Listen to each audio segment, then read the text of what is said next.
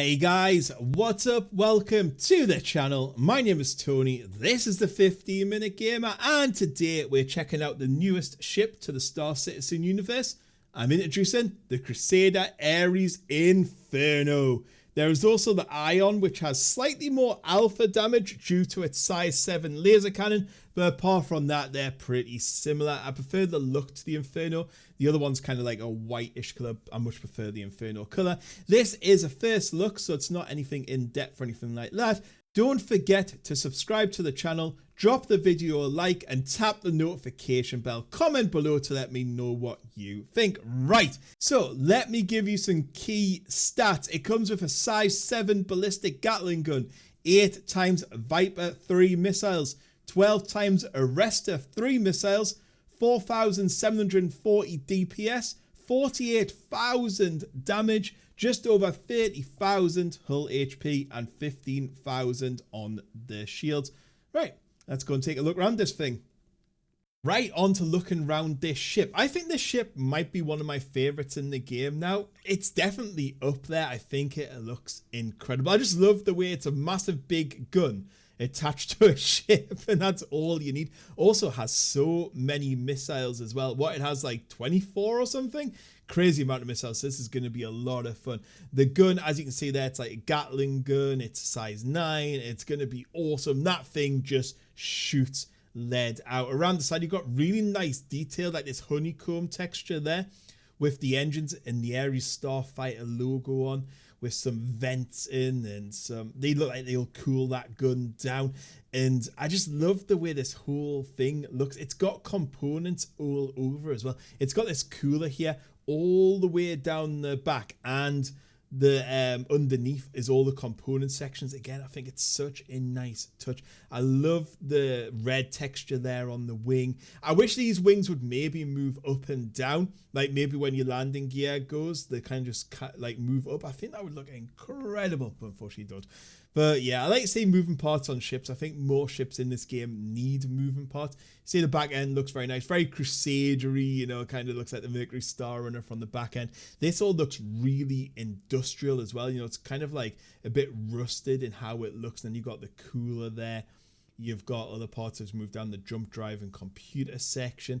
And I just love the battery to the right and left there. You can see all the way down here, you've got all the components, shield generator. You got life support, you got radar scanner, moving down into the cockpit, and I love the glass of the cockpit. It looks so cool. The other side obviously isn't symmetric. On this side there isn't as much. Moving on there, you can see there's a fuel port. There's a fuel port down below. You got the nice little winged features again. You got this nice array here, which I don't know if it does anything, but I think it looks cool. I say, I think if that went up and down and kind of like went flat, I think it would look cool. I like the way the lights are on this ship. And this is why I like this ship as well, because it has that feel of being an actual spaceship. This is what I'd imagine and draw a spaceship to look like. And just moving away here, just giving you a full underlook of what it looks like. How awesome is that? I love them honeycombs. And seeing that taken off in front of you will just look spectacular, I think, anyway. Moving on under here, you can see you've got some storage here. So you got the storage unit in there, which is obviously now the new physicalized infantry, stuff like that. Underneath, you've got a weapons locker, which again, very good to see on these sort of things. You don't know, a lot of the earlier ships didn't come with this, but I think that looks rather nice. Nice place to store your weapons. Obviously, trying to close it in 0G is never quite as fun. Moving on down and underneath, you can see the landing gear to the left and right there. Got a nice little Crusader Industries logo, which again I think looks really cool. And then into another fuel port. I don't know why there's 2 fuel ports. I guess you could maybe refuel. From there, just looking under the wings, you can see the missile racks. So there's 2 on either side. The other missile racks are just to the left and right of the canopy. They're actually really hard to see, and it only fires 1 missile at a time. So you've got 1 on each side. So if you look just past the canopy and gun now, you'll see they're just kind of hidden under there. And this is the top profile of the ship. Again, just looks just as nice as the bottom profile, I think. It looks incredible. Such a nice look. That honeycomb just really sets it off. And I think you'll agree with that as well. Hope you do anyway. In the comments below, let me know what you think. Yeah, see, the missiles are just below them wings. I actually couldn't find them, but I've looked afterwards. See the way the canopy opens, like slides back.